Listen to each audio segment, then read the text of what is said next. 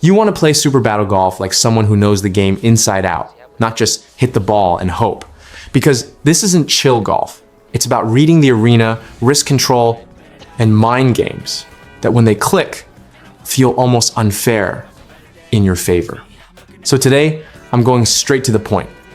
0 advanced tips that change how you win matches, save strokes, and make your opponents wonder how you reach the hole so fast. There are things here the game doesn't explain things that separate those who do well sometimes from those who are consistent, even when the chaos starts. Starting with one of my favorites. The cart isn't just a whole Uber, it's a weapon. The game makes this chaotic vibe very clear because you can literally ram opponents with the cart to disrupt their race to the green.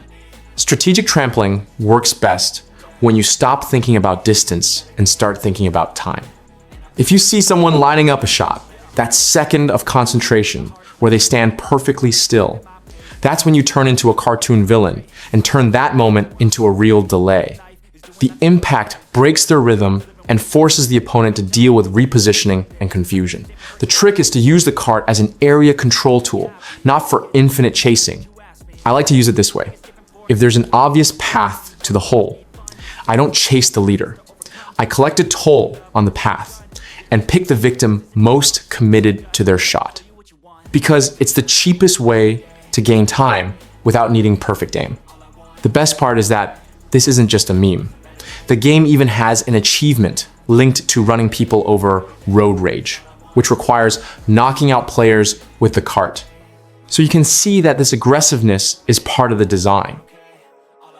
This orbital laser tip is exactly the kind of thing that separates the excited by explosions player from the mean efficient player. I used to have the habit of spending it as soon as it charged, but in Super Battle Golf, that almost always ends up being a waste. You scare them, but you don't decide the hole. Saving the laser is accepting that your power isn't the damage, it's the timing. The strongest way to use it is as a giant no at the last second. When you notice someone has already done all the boring work, positioned well, aligned, about to sink it, that's when you turn on antagonist mode and fire the laser to knock them off the rails and into the rough. Because the rough isn't just tall grass. It's a loss of angle, speed, and most importantly, patience. The trick is to hold your finger and wait for the opponent's commitment. I like to think of it this way.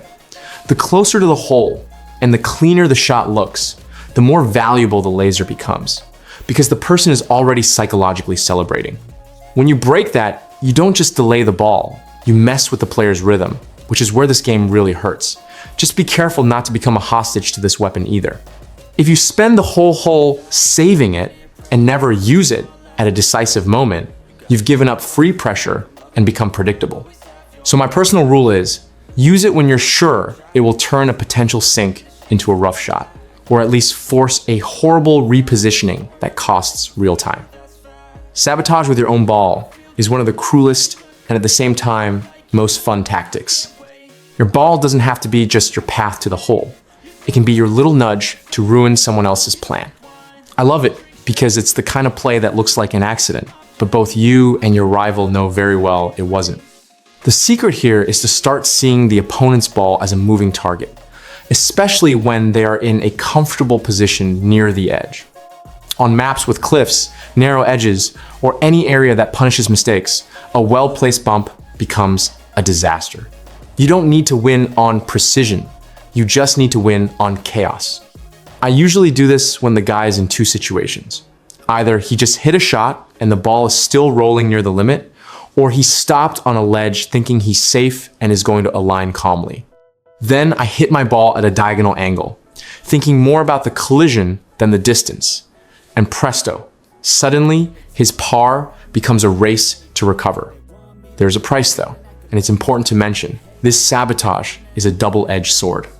If you only aim at the opponent and forget your own positioning, you might end up in a bad spot yourself, or lose precious time if your ball lands in a poor area. So my rule is simple. If you can knock someone out of bounds without sacrificing your next shot, go for it without guilt. If the risk to you is high, save that malice for a more guaranteed moment. This rocket launcher tip for crowds is pure battle logic disguised as golf. When everyone converges on the same hole, that area becomes a social minefield, and whoever resolves it with an explosion comes out on top. I know it seems like overkill to use a rocket to play golf, but that's exactly the madness that makes the game what it is. Timing is what defines everything here. There's no point in firing the rocket when everyone is still in their own corner of the map. You need to wait for the moment when 2, 3, or more players are converging on the green, all focused on finishing, because that's when a single shot becomes a collective reset, and you end up being the only one with your head on straight. What I like most about this move is that it punishes those who rush too hard for the sink. You know that player who gets ahead of everyone and arrives at the green confident? He's asking for a rocket to the face. You don't even need to have the best shot on the map. You just need the patience to wait for the crowd to form and the courage to pull the trigger at the right time. When you hit everyone together, you instantly become the leader by elimination.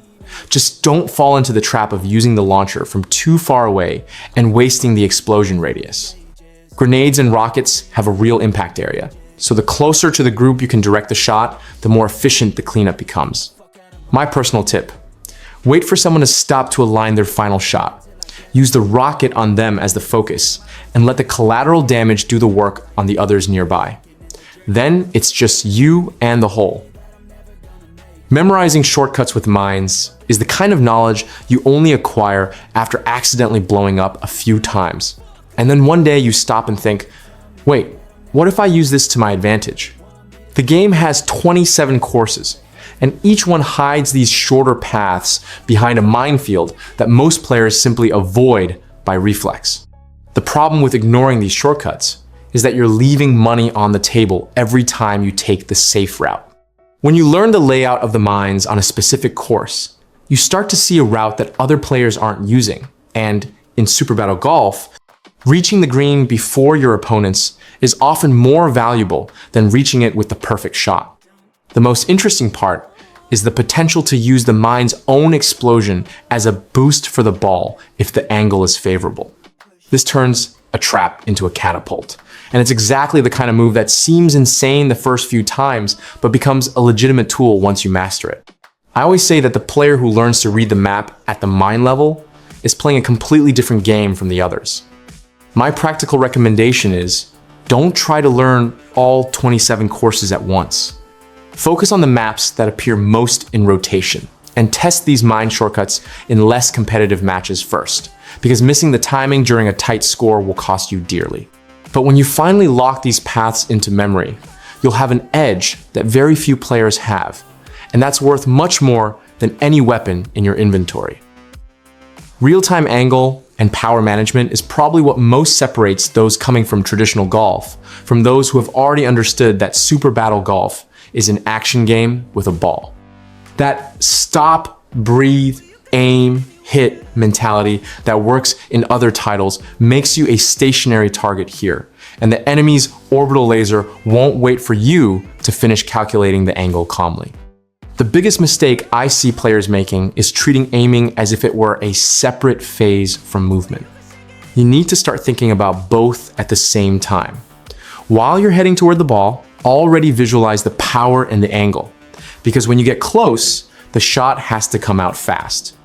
The less time you spend standing still, the smaller the window you offer for any opponent with a loaded weapon to make you a priority. What I do is calibrate the power based on the risk of the moment, not just the distance. If there are many people with heavy weapons in the match and you're exposed on the green, sometimes a shot with 70% power made while moving is worth more than a perfect shot executed while standing still for 3 seconds. A slightly shorter distance is an acceptable cost. Taking a rocket to the face while aiming is a cost that can throw you out of the entire hole. And finally, practice feeling the power without staring too hard at the meter. When you internalize the weight of short, medium, and long shots, you start hitting on instinct, and that frees up your attention to monitor the map around you. That's when the game levels up for you, because now you're no longer the guy trying to survive while aiming, you're the guy who already hit the ball and left the scene before anyone could react. This tip about swapping tactical equipment is where Super Battle Golf turns more into a playground fight than a sport, and I love it. The game was born with the proposal of mixing golf with brawling and weaponry. So using a chicken drumstick or a stop sign as a club isn't just funny, it's part of the chaotic identity. The detail is that you can't treat these items just as skins. I see them as tools. Even when the difference is small, the shape and feel of the club can change how you hit and how you bump into others. In a fast-paced match, this decides who keeps aligning their shot and who goes flying, losing time and position. What I do in practice is choose 2 or 3 items and test them, like combat training. I get close, purposely cause a collision, see if the push feels more sharp or wide, and notice if the item helps me gain space or if it gets in my way because it's too flashy. I also pay attention to how much I expose myself while using it, because sometimes the problem isn't the strength, but the time you stay vulnerable to retaliation. In the end, this becomes a fine-tuning of your style. If you're the type who likes to clear a path in the middle of the mess, choose the item that gives you more confidence in contesting space.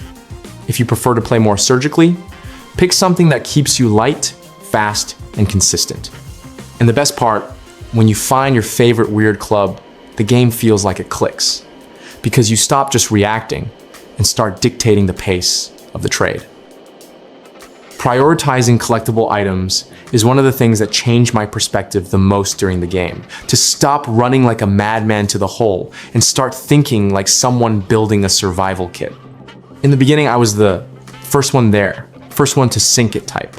But I learned the hard way that the map is big, rivals are armed, and a shield or a boost in your pocket at the end can turn a fragile lead into an absolute victory.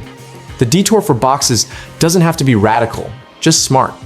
You see a box in a corner that adds about 10 seconds to the path? Grab it if it's a shield, speed, or something that covers your current weakness in the match. What I do is mentally map the common spawns on the courses I play most, because items like these don't just give you a power-up, they give you options when the chaos tightens. I love using this against the sprinters, who ignore everything and get to the green first, but empty-handed. You arrive a little later, but with a boost for an explosive final shot or a shield to tank the laser they're gonna try, and suddenly the guy who was in front is struggling to recover while you close the hole. It's pure satisfaction to see the podium flip because of a smart pickup.